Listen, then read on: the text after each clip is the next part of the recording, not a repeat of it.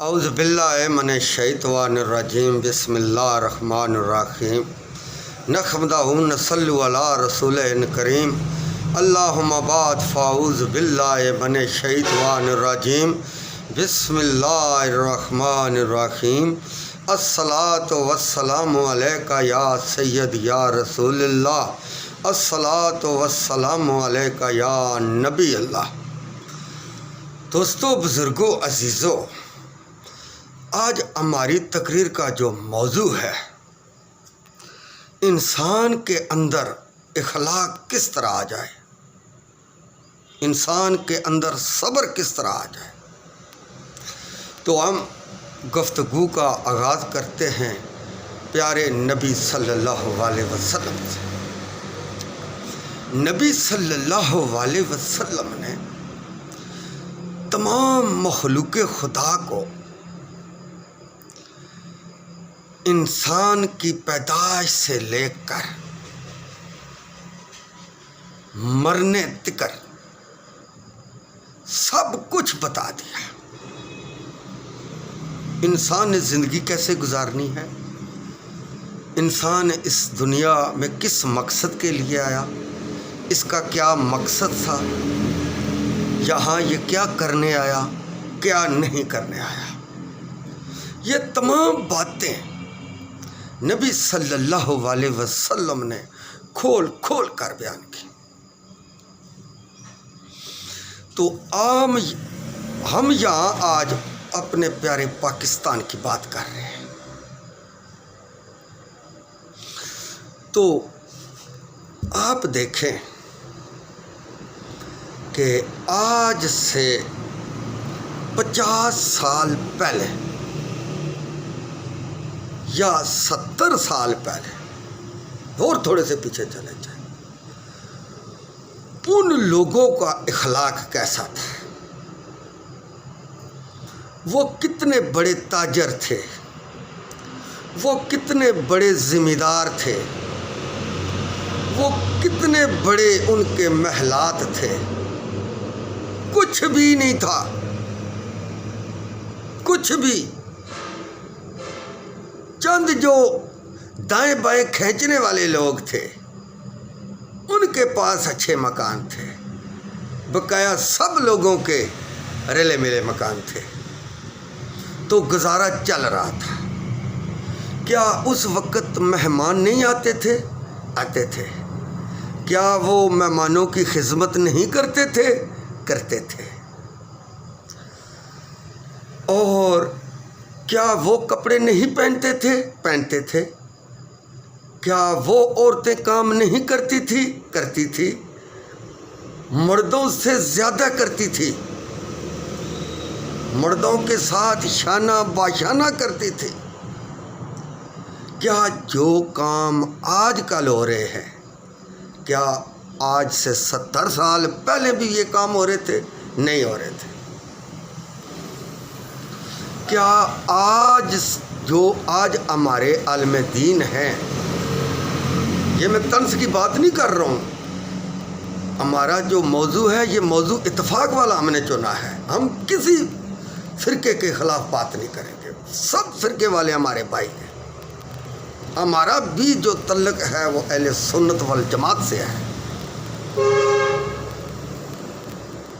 یہ ہم اس لیے واضح کرتے ہیں کہ ہم نے موضوع اتفاق والا چنا ہے، ہم کسی کو برا بھلا نہیں کہتے، ہم سب کی عزت کرتے ہیں، سب ہمارے قابل عزت علماء ہیں۔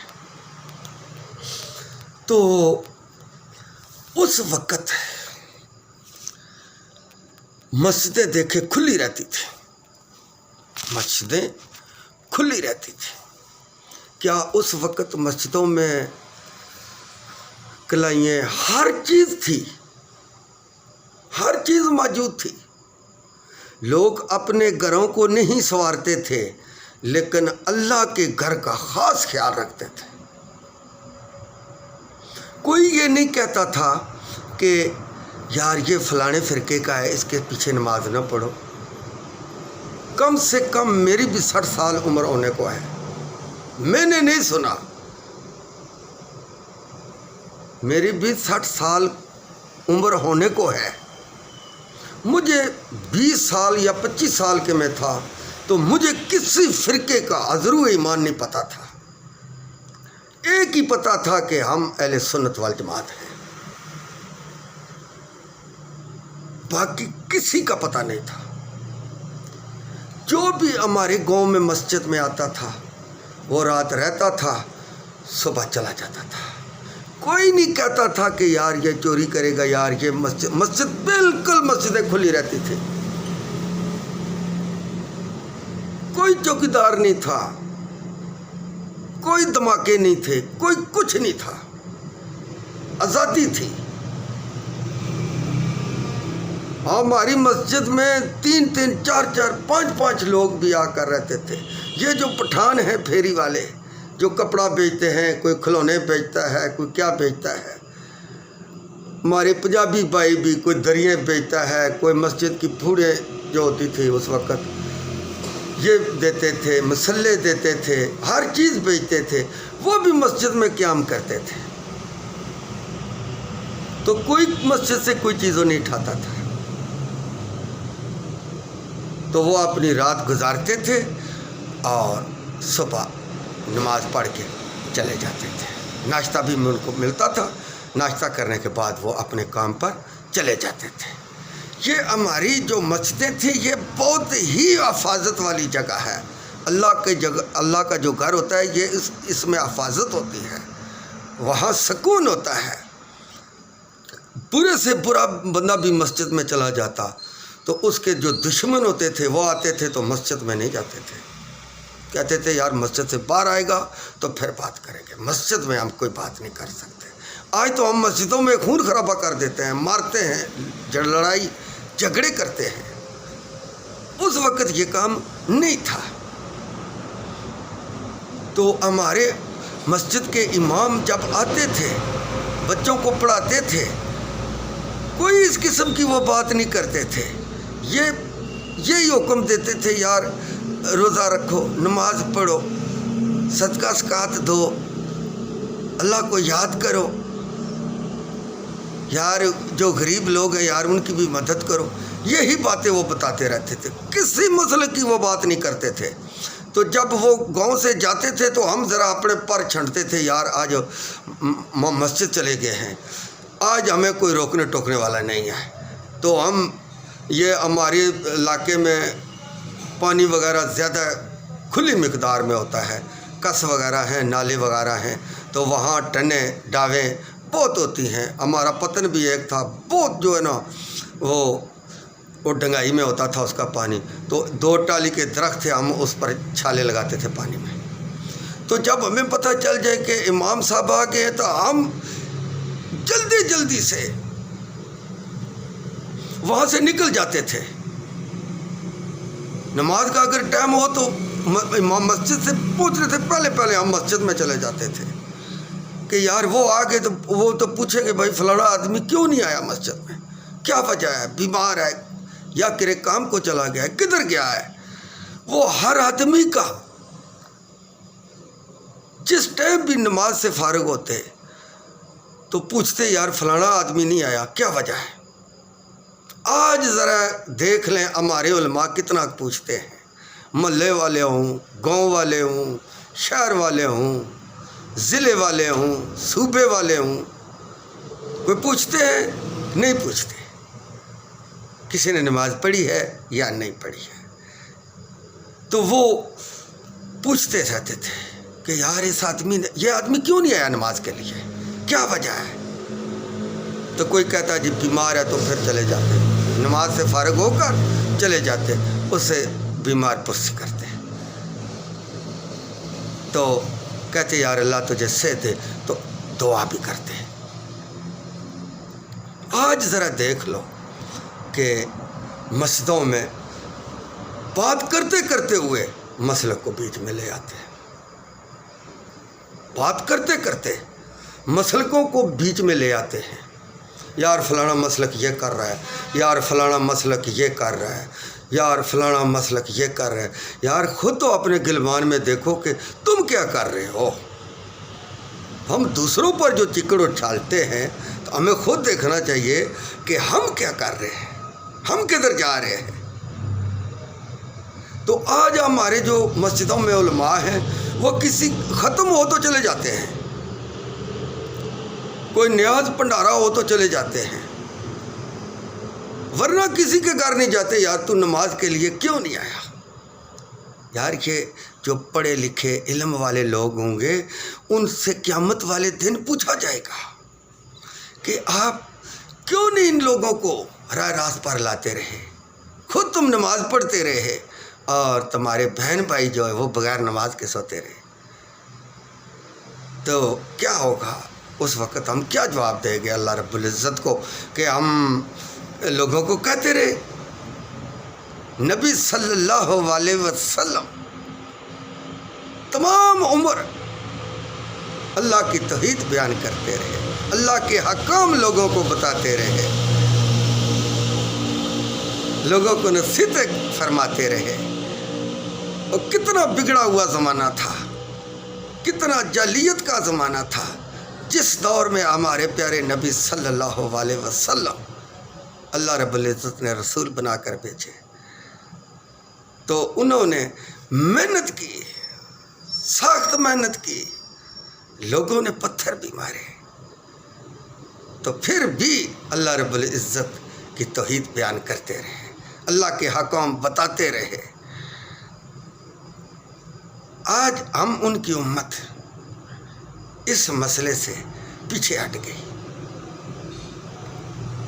اور ہم کتنا لوگوں کو بتاتے ہیں، کتنا لوگوں کے گھروں میں جاتے ہیں کہ آؤ یار نماز پڑھو، آؤ یار نماز پڑھو، آؤ یار نماز پڑھو۔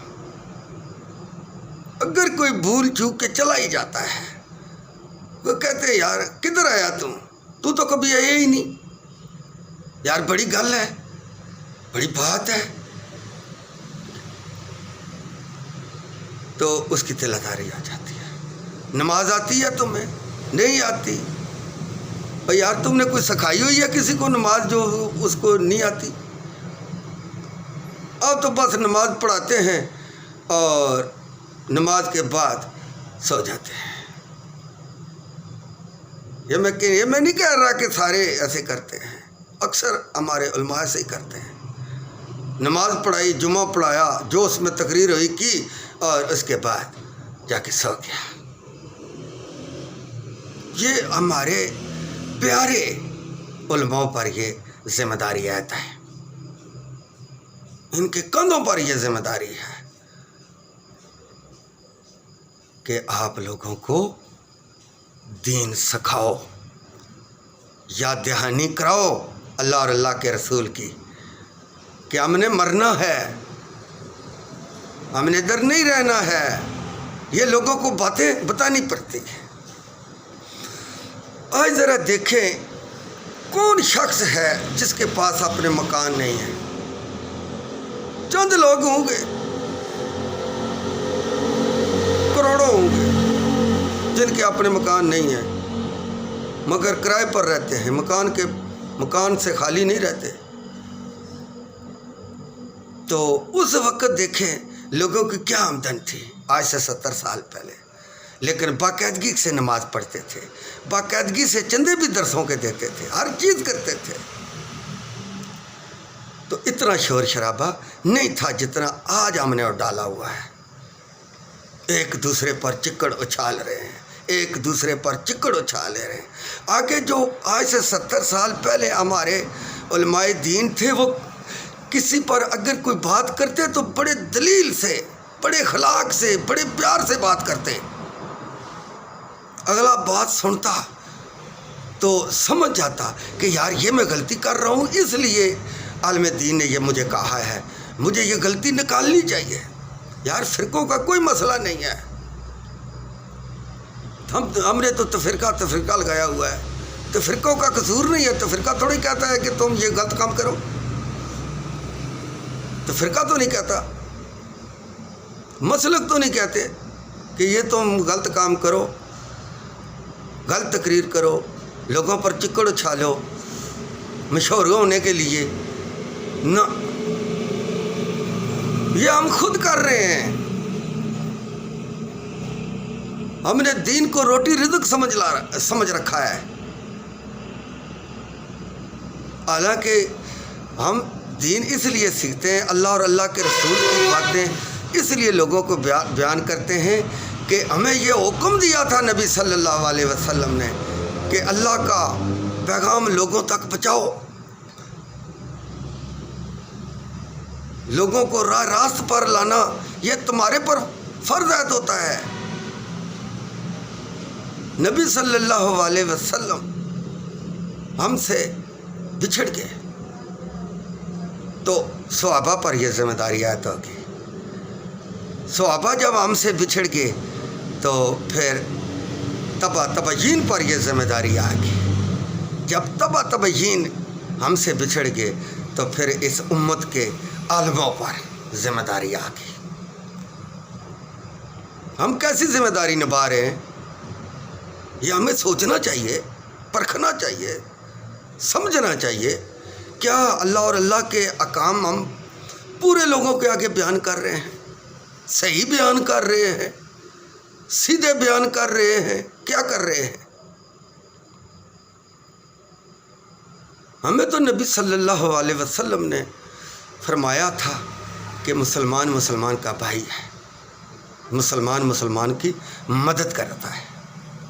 ہم مدد کرنے کے بجائے ہم آپس میں دشمن بڑھ گئے ہیں، ایک دوسرے کی جان لینے کے در پہ ہو گئے ہیں۔ یہ ہمیں چیزیں زیب نہیں دیتی۔ ہمیں اخلاق سے رہنا چاہیے۔ جب ہمارے علماء دین اخلاق اپنائیں گے تو پھر نیچے والی تمام قوم اخلاق اپنائے گی۔ جتنی بات علماؤں کی یا پیر حضرات کی اثر کرتی ہے اور کس انصاف سے بات کریں اثر نہیں کرتی۔ جیسے ہمارے گوڑلے والے پیر تھے، پیر نصیر الدین رحمۃ اللہ علیہ، خالق حقیقی سے جا ملے، انہوں نے تھوڑی محنت کی، بہت محنت کی۔ آپ ذرا دیکھ لیں انہوں نے کتنا چندہ لیا لوگوں سے، کتنے اک پنڈارے انہوں نے پکوائے، کتنے اک کھائے۔ میں یہ نہیں کہتا کہ پنڈارا نہیں پکانا چاہیے، پکاؤ، لیکن ہو اللہ کے لیے، ہو اللہ کے لیے، ہر کام اللہ کے لیے ہو، ہر کام اللہ کے لیے ہو، اور کسی مقصد کے لیے نہ ہو، صرف اللہ کے لیے ہو۔ اللہ کے احکام، نبی صلی اللہ علیہ وسلم کے احکام بیان کیے جائیں اور کسی کی رائے بیچ میں ملوث نہ کی جائے، صرف اللہ اور اللہ کے رسول کے احکام بتائے جو انہوں نے ہمیں حکم فرمایا ہے، اسی کے مطابق زندگی گزارنے کا لوگوں کو بتائیں۔ جس طرح نبی صلی اللہ علیہ وسلم نے زندگی گزارنے کا طریقہ ہمیں بتایا، سکھایا، اسی طرح لوگوں کو بتائیں، اسی طرح لوگوں کے آگے بیان کریں۔ یہ ہمارا اصل میں فرض ہے، یہ ہمارا اصل میں مقصد ہے۔ نبی صلی اللہ علیہ وسلم کی ہر بات کو سر خم تسلیم کیا جائے، سر خم تسلیم کیا جائے، یہ ہمارا مقصد ہے، یہی ہماری زندگی ہے، یہی ہماری بقا ہے، یہی ہماری آخرت ہے، اسی پر ہی ہماری موت آنی چاہیے، تو پھر ہم جنت کے حقدار بنیں گے۔ اگر اللہ اور اللہ کے رسول کے احکام کے خلاف ہم زندگی گزاریں گے تو پھر نہ ہماری دنیا رہے گی اور نہ آخرت رہے گی۔ آپ مکان بنائیں، جائیدادیں بھی بنائیں، ہر چیز بنائیں، مگر یہ سب اللہ کے لیے ہو۔ اللہ اور اللہ کے رسول کو نہیں بھولنا چاہیے۔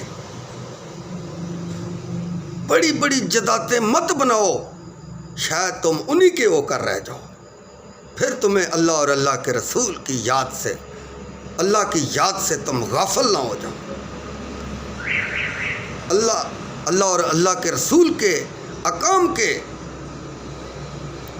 خلاف نہ کوئی بات کرو۔ جو نبی صلی اللہ علیہ وسلم نے ہمیں تعلیم دی اس تعلیم کے مطابق ہمیں زندگی گزارنی چاہیے، تو پھر ہماری بقا ہے۔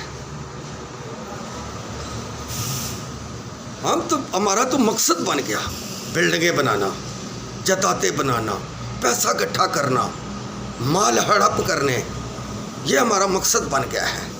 دنیا ہمارا مقصد بن گیا ہے، دین اب ہمارا مقصد کم ہو گیا ہے۔ ہم یہ کہتے ہیں کہ ہمارے پاس جداد ہوگی تو ہماری عزت ہوگی، ہمارے پاس پیسہ ہوگا تو عزت ہوگی، ہمارے پاس گاڑیاں ہوں گی تو عزت ہوگی۔ عزت ذلت تو اللہ کے ہاتھ میں ہے، بندے کسی کے ہاتھ میں تو نہیں ہے۔ اللہ کوئی بیماری لگا دے تو گاڑی، پیسے، مکان، جدادوں کو ہم کیا کریں گے؟ کچھ بھی نہیں کریں گے۔ بیمار آدمی ہو تو اگر اس کی پوری دنیا کا سونا اس کے آگے ٹھیر لگا دو تو اس کو یہ چیز زیب ہی نہیں دیتی، ناپسند کرتا ہے اس کو کہ یہ مجھے مل جائیں۔ اس وقت وہ یہی کہتا ہے کہ یا اللہ مجھے صحت چاہیے، یا اللہ مجھے صحت دے دے۔ صحت سے یہ ساری چیزیں انسان کو شوٹ کرتی ہیں۔ انسان کی صحت ہو تو دولت، مال، روٹی، کھانا پینا، رہنا بہنا، سہنا، محبت، پیار، اسی وقت انسان کو یہ چیز اچھی لگتی ہے جب اس کی صحت ہوتی ہے۔ جب صحت اس کی خراب ہو جائے تو پھر یہ سب چیزیں اس کو بری لگتی ہیں، کہتا ہے کہ یہ مجھے نہیں چاہیے، مجھے صحت چاہیے۔ یہ باتیں ہم اس لیے کر لیں عبرت کے لیے، کیونکہ ہمارا جو موضوع ہے وہ موضوع ہے اتفاق والا۔ آپ انصاف سے بات کریں کہ ہمارے عالم دین اگر سارے اکٹھے ہو جائیں، آپس میں اتفاق کر لیں، آپس میں پیار کر لیں، آپس میں صلاح و مشورہ کریں کہ ہم اپنی پیاری قوم کو، پیارے پاکستان کی قوم کو ہم یکجاں کریں گے، تو کون کہتا ہے کہ قوم یکساں نہیں ہو سکتی؟ ہمارا روٹی مقصد بن گیا ہے۔ وہ کھانا تو اس لیے ہم کھاتے ہیں زندہ رہنے کے لیے۔ نبی صلی اللہ علیہ وسلم نے یہ دعا نہیں مانگی تھی، یا اللہ میری آل اولاد کو اتنا رزق دینا کہ جتنا کہ وہ اب زندہ رہ سکے، جتنی دیر تک وہ زندہ رہ سکے۔ اور ہمارے نبی صلی اللہ علیہ وسلم کو اللہ رب العزت نے کہا کہ اے نبی، اگر تم کہو تو تمہارے لیے عود پہاڑ سونا بنا دوں۔ اور ہمارے نبی صلی اللہ علیہ وسلم نے آخرت کو پسند کیا۔ ہم نبی صلی اللہ علیہ وسلم کے امتی ہیں، ہمیں دنیا کیوں پسند ہے؟ ہمیں بھی آخرت ہی پسند ہونی چاہیے۔ دنیا ہمارا مقصد نہیں ہے، اور ہمارا جو مقصد ہے وہ آخرت ہے۔ کوئی کہتا ہے جی کہ کھانے پیٹ بھرا جائے، فلانا ہو جائے، ٹمکانا ہو جائے۔ وہ یار جو آج سے پہلے 300-400 سال دنیا تھی وہ بھوکھی ہوتی تھی، سب کھاتے تھے۔ اصل میں بات جو سچ ہے وہ بات ہے رسوائی کی۔ وہ ہم لالچی ہو گئے، ہمیں خدا کا خوف ختم ہو گیا۔ جس شخص میں خدا کا خوف ہوتا ہے وہ گناہ نہیں کرتا ہے۔ گناہ وہی شخص کرتا ہے جس میں خدا کا خوف نہیں ہوتا۔ اور یار ہم اچھے پاسے آ جائیں۔ دیکھیں ہمارے بادشاہ جو تھے آج 300 سال 400 سال پہلے، وہ آج ان کی برے صغیر میں مسالے لوگ دے رہے ہیں۔ ہمارے کتنے گزرے ہیں ان 70 سالوں میں؟ کسی نے مثال دی ان کی؟ کیوں؟ انہوں نے کچھ کیا ہی نہیں۔ 70 سالوں میں 70 سال تو ہو گئے ہمارے ملک کو بنے ہوئے، اس میں کتنے بادشاہ وزیر گزرے ہیں؟ قائد اعظم محمد علی جناح اور رحمۃ اللہ علیہ، لیاقت علی خان رحمۃ اللہ علیہ، اور سر سید احمد خان رحمۃ اللہ علیہ، اور بھی کتنے جو لیڈر ہیں گزرے ہیں۔ ان کے علاوہ یار جتنے یہ ہمارے گزرے ہیں سن 1947 کے بعد جتنے بھی گزرے ہیں، کوئی ان کی کوئی آدمی مثال دیتا ہے؟ کوئی ان کا نام لیتا ہے؟ کیوں؟ انہوں نے کچھ کام ہی نہیں کیا، انہوں نے صرف پیٹ کا کام کیا، پیٹ کے پجاری تھے۔ کون ان کی مثال لیتا ہے؟ قائد اعظم محمد علی جناح رحمۃ اللہ علیہ نے کام کیا، ایک مسلمانوں کو الگ ریاست بنا کر دی، تو جب تک پاکستان پاکستان رہے گا، پاکستانی روپے پر قائد اعظم کا فوٹو رہے گا۔ وہ کام کر کے گئے ہیں۔ اسی طرح ہمارے علماء دین کو بھی کوئی کام کرنا چاہیے، ایسی مثال قائم کرنی چاہیے کہ دنیا یاد کرے۔ کہتے ہیں کہ انسان کو ایسے کام کرنے چاہیے کہ 1 صدی لوگ یاد رکھے، کم سے کم بھی 1 صدی کہ فلانا آدمی تھا، فلانے نام کا آدمی تھا، فلانے کا بیٹا تھا، اس یہ کام کر کے گیا ہے۔ 1 صدی دنیا یاد رکھے۔ یار گل اس طرح نہیں ہے کہ ہمیں اگر اتفاق میں کیا ہے، انا کو اگر ہم ختم کر دیں، میں یہ نہیں کہتا کہ آپ فرقے ختم کر دیں، نہیں، انا ختم کر دیں۔ جو بھی فرقے والا بھائی ہے، عالم دین ہے، وہ اخلاق والی بات کرے، پیار والی بات کرے، محبت والی بات کرے، سب آپس میں ایک بار اکٹھے ہوں اور عہد کر لیں کہ آج کے بعد ہم کسی پر چکڑ نہیں اچھالیں گے، کسی کو برا بھلا نہیں کہیں گے، بات کریں گے تو اللہ اور اللہ کے رسول کی کریں گے۔ آپ بھی اللہ اور اللہ کے رسول کی بات کرتے ہیں، ہم بھی اللہ اور اللہ کے رسول کی بات کرتے ہیں۔ مقصد سب فرقوں کا ایک ہی ہے، اللہ کو راضی کرنا، اس کے رسول کو راضی کرنا۔ تو سب اکٹھے ہو کر ایک مثال قائم کر لیں، کوئی بھی جس کی بھی ناراضگی ہے وہ ختم کر لے، اور اللہ کے رسول کے جھنڈے کے نیچے آ جائیں، اتفاق پیدا کر لیں۔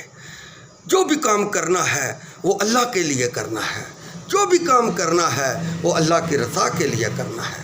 فرقہ بنانا کوئی مسئلہ نہیں۔ یہ غلط لوگ کہتے ہیں مسئلہ اس وقت پیدا ہوتا ہے جب آپس میں بغاوت کرتے ہیں، مسئلہ اس وقت پیدا ہوتا ہے جب آپس میں بغاوت شروع ہوتی ہے، آپس میں ٹکراؤ شروع ہوتا ہے، آپس میں قتل و غارت شروع ہوتی ہے، اس وقت یہ مسئلہ بنتا ہے۔ جب ہم ایک دوسرے پر چکڑ اچھالیں گے، ایک دوسرے کو گالی نکالیں گے، تو عوام بھی جس فرقے کی ہوتی ہے وہ پھر اسی فرقے کے ساتھ ہو جاتی ہے، پھر تصادم شروع ہو جاتا ہے، بدامنی شروع ہو جاتی ہے۔ بدامنی شروع ہونے سے پھر ملک تباہ و برباد ہو جاتا ہے۔ یہ تو اللہ کا کرم ہے، نبی کا صدقہ ہے کہ ہم بچے ہوئے ہیں۔ کچھ ہمارے بزرگ جو اس پیارے پاکستان کی دھرتی پر مدفون ہیں، کچھ ان کی دعاؤں کی وجہ سے وہ جس علاقے میں آتے تھے دعا دیتے تھے کہ یا اللہ یہاں مسلمانہ کی آبادی ہو، یا اللہ یہاں مسلمانہ کی آبادی ہو، یہاں اللہ کا بول بالا ہو، یہاں اللہ اور اللہ کے رسول کے دین کا بول بالا ہو۔ یہ ان کی دعائیں کام آ رہی ہیں، تو ہم بچے ہوئے ہیں، ورنہ ہمارا بچنے کا کوئی راستہ ہم نے چھوڑا ہی نہیں ہے۔ بچنے والا ہم نے تو ڈبونے والا راستہ چنا ہوا ہے۔ یہ تو اللہ اور اللہ کے رسول کا کرم ہے ہم پر کہ بات اب تک بنی ہوئی ہے، ورنہ ہم نے تو کوئی کسر نہیں چھوڑی اس ملک کو داؤ پر لگانے کی۔ ہم تو ہر وقت تلے رہتے ہیں کہ کسی طریقے سے یہ آگے پیچھے ہو ہی ہو۔ یہ تو ہم پر اللہ کا کرم ہے، نبی کا کرم ہے، نبی کا صدقہ ہے، تو ہم بچے ہوئے ہیں۔ یہ عام باتیں جو طرح کی باتیں کر رہے ہیں نا، یہ ہم اپنی ریاست میں ہیں تو کر رہے ہیں۔ باہر دیکھو ہمارے مسلمان بہن بھائیوں کو لوگ نماز نہیں پڑھنے دیتے، انڈیا میں دیکھ لو، اور جمعہ نہیں پڑھنے دیتے، عید نہیں پڑھنے دیتے، اور جنازے نہیں پڑھنے دیتے، کوئی کچھ نہیں کرنے دیتے، اور یہاں تو ہم آزاد ہیں۔ وہ کہتے ہیں کہ یا اللہ ہم آزاد ہوں تو ہم اپنی اچھی طرح نماز ادا کریں، اچھی طرح جنازے ادا کریں، اچھی طرح عیدیں ادا کریں، اچھی طرح جمعے ادا کریں، اور یہاں ہم تو آزاد ہیں، ہم کیا اچھی طرح کر رہے ہیں؟ کیا کر رہے ہیں؟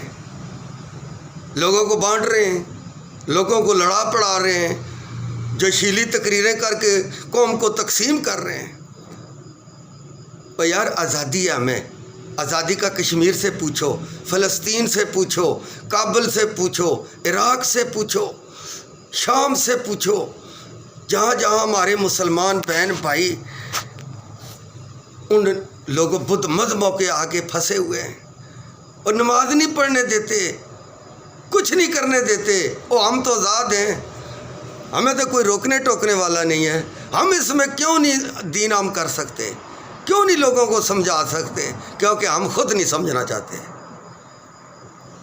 اگر ہم سمجھ جائیں نا تو پوری قوم پاکستانی سمجھ جائے، پوری قوم سمجھ جائے، پوری قوم راہ راست پر آ جائے۔ جب ہم راہ راست پر آ جائیں گے تو پوری قوم راہ راست پر آ جائے گی۔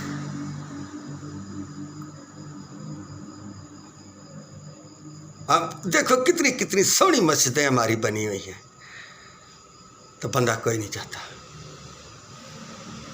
نام کے جو بوڑھے ہیں یا کچھ جوان تھوڑے مجھ جاتے ہیں، باقی سارے بیٹھے رہتے ہیں بس۔ میں نہیں کہتا بعض جگہوں پر بڑا اللہ کا کرم ہے، مسجدیں بھری ہوتی ہیں، تو اکثر گاؤں میں بھی دیکھ لو۔ ایک آدمی میرے پاس آیا اور بیٹھا، تو اس نے کہا، میں نے بولا یار کہ آج رات ادھر ہی گزارو۔ اس نے کہا یار میں رات ادھر نہیں گزارتا کیونکہ ہماری مسجد میں اذان دینے والا کوئی نہیں۔ اور کوئی کہتا ہے کہ خالی اذان دو، صلاۃ نہ آکھو۔ اور یار کون کہہ سکتا ہے کہ اللہ اور اللہ کے رسول کا نام نہ لو؟ کون سی بدعت ہے یہ؟ کوئی بدعت نہیں ہے، کوئی شرک نہیں ہے، کوئی کچھ نہیں ہے۔ نام ہے ہی اللہ اور اللہ کے رسول کا ہے، دنیا میں نام ہے ہی اللہ اور اللہ کے رسول کا ہے۔ ہمیں حکم ہی یہ ملا ہے، لا الہ الا اللہ محمد الرسول اللہ۔ اللہ کہتا ہے کہ میرا حکم مانو، میرے نبی کا حکم مانو۔ نہ بھی پڑھے تو کوئی گناہ نہیں ہے، وہ پڑھ لو تو تب بھی گناہ کوئی نہیں۔ کوئی کہہ سکتا ہے کہ نبی پر صلاۃ نہ بھیجو، درود نہ بھیجو؟ کوئی اللہ حکم دیتا ہے، اے اللہ حکم دیتا مخلوق کی، صرف بندے نہیں بھیج رہے درود، پوری مخلوق بھیج رہی ہے۔ ہمیں ان چیزوں سے نکلنا چاہیے، پرہیز کرنا چاہیے۔ ہمیں اتنی بات کرنی چاہیے کہ جس کی معاشرے کو ضرورت ہے۔ معاشرے کو ضرورت ہے صرف اس لیے یکجاں ہونے کی۔ ہمارے علماء دین جب یکجاں ہو جائیں گے، وہ یار انا کا مسئلہ چھوڑو، سب اکٹھے ہو کے بیٹھ جاؤ، ایک دوسرے نال پیار کرو، محبت کرو، گلے لگو، تاکہ قوم دیکھے کہ یار یہ سارے اکٹھے ہو جائیں، ہم بھی اکٹھے ہو جائیں۔ یہ اکٹھے ہیں، ہم کیوں بکھرے ہیں؟ اور سب کو کہو، ایک اہل حدیث والے کہیں کہ اہل سنت والجماعت والے ہمارے بھائی ہیں، اہل سنت والجماعت والے کہیں کہ اہل حدیث والے ہمارے بھائی ہیں، دیوبند کہیں کہ اہل حدیث والے ہمارے بھائی ہیں، بریلوی کہیں اہل سنت والے ہمارے بھائی ہیں، اہل سنت والے کہیں بریلوی ہمارے بھائی ہیں، اہل تشیع ہمارے بھائی ہیں۔ سب جتنے بھی فرقے ہیں سب کو اپنا بھائی سمجھو، سب کو دین دار سمجھو۔ اگر کوئی اختلاف ہے تو اس کو پیار محبت سے حل کرو۔ آپ دیکھ لیں کہ ہمارے علماء کتنے مناظرے کرتے ہیں، مناظرے میں کوئی بات کسی مقصد تک پہنچتی ہے؟ نہیں پہنچتی، کیونکہ ایک دوسرے کی وہ مانتے ہی نہیں۔ بات تو جھگڑا تو تب ختم ہوتا ہے نا، ایک ہار مانے ایک جیت جائے ایک ہار جائے۔ جو ہار مانتا ہے وہ سب سے زیادہ طاقتور ہوتا ہے۔ تو ہم اپنے مسئلے حل کر سکتے ہیں اگر کرنا چاہیں تو، نہ کرنا چاہیں تو پھر تو کچھ بھی نہیں کر سکتے۔ ہمیں اخلاق کی سخت ضرورت ہے۔ ہم میں سے اخلاق ختم ہو گیا ہے، صبر ختم ہو گیا ہے، صبر و استقامت ختم ہو گئی ہے۔ اس لیے ہم جلدی غصے میں آ جاتے ہیں۔ غصے میں نہیں آنا چاہیے، ایک دوسرے کی بات سننی چاہیے۔ اور یار سب علم والے تو نہیں ہیں، سخی سلطان بہو رحمۃ اللہ علیہ نے ارشاد فرمایا اپنے کلام کے اندر، بے علم انسان حیوان ہو، بے علم انسان حیوان ہو، وہ سب کے پاس علم نہیں ہے۔ تو یار کوئی کر بھی دیتا ہے تو اس کو پیار محبت سے سمجھاؤ، ایک دوسرے کے گلوگیر ہونے کے بجائے پیار محبت سے اگر رہو تو اس میں کیا فرق ہے؟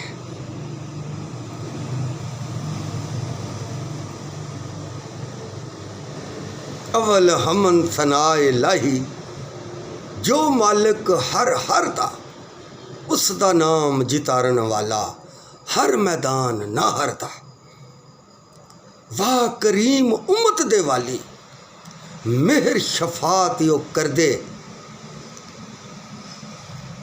واہ کریم امت دے والی، مہر شفاعت او کر دے، جبرائیل جے جس جا کر نبیاں دا سر کرتا، او محبوب حبیب ربانی، ہم ہی روز حشر دے، آپ یتیم یتیمہ تاہیں ہتھ سرہ پر تر دے۔ او یار آج دیکھو کہ کتنے بیوہ عورتیں ہیں، کتنے یتیم بچے ہیں، کتنے لاوارث بچے ہیں۔ او یار ہمیں اس طرف توجہ دلانی چاہیے۔ او یار ان لوگوں کو کیا ہوگا، ان کے بارے میں بھی سوچنا چاہیے نا، ان کے بارے میں بھی یاد دلانی چاہیے۔ جمعے کے خطبے میں، جمعے والے دن جو تقریر کرتے ہیں، تقریر ان چیزوں پر ہونی چاہیے، نماز پر ہونی چاہیے، روزے پر ہونی چاہیے، حج پر ہونی چاہیے، زکوٰۃ پر ہونی چاہیے، کلمہ پاک پر ہونی چاہیے، درود شریف پر ہونی چاہیے، یتیموں مسکینوں کے بارے میں تقریر کرنی چاہیے، بیماراں لاچاروں کے لیے تقریر کرنی چاہیے۔ یہ معاشرے کو ضرورت ہے۔ لڑائی جھگڑا نہ کرنے کی تقریر ہونی چاہیے۔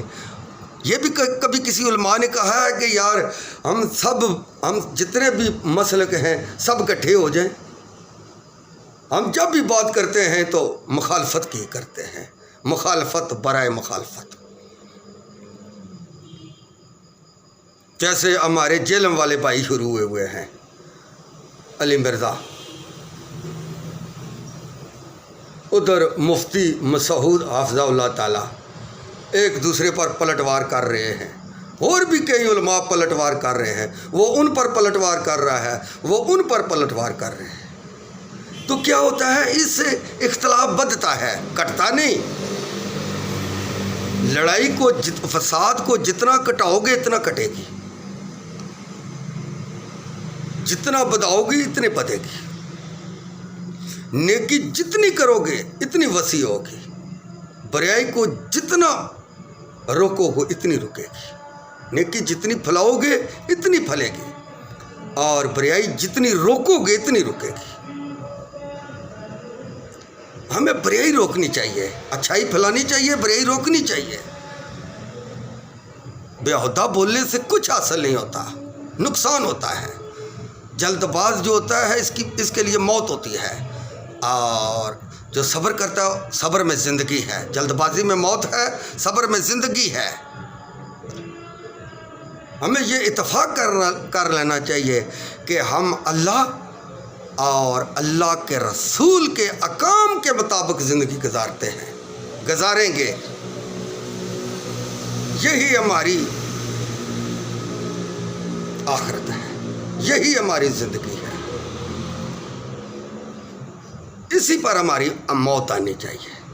بھائی جان، اگر میرے منہ سے کوئی لفظ آگے پیچھے نکل گیا یا میں کچھ برا بھلا کہہ بیٹھا تو مجھے معاف فرمانا۔ میرا جو موضوع ہے وہ موضوع ہے اتفاق۔ تو میں آپ لوگوں سے معذرت چاہتا ہوں، جو حق بات میں نے کہی، مجھے اور آپ کو اس پر عمل کرنے کی اللہ رب العزت توفیق عطا فرمائے۔ وآخر دعوانا ان الحمد للہ رب العالمین۔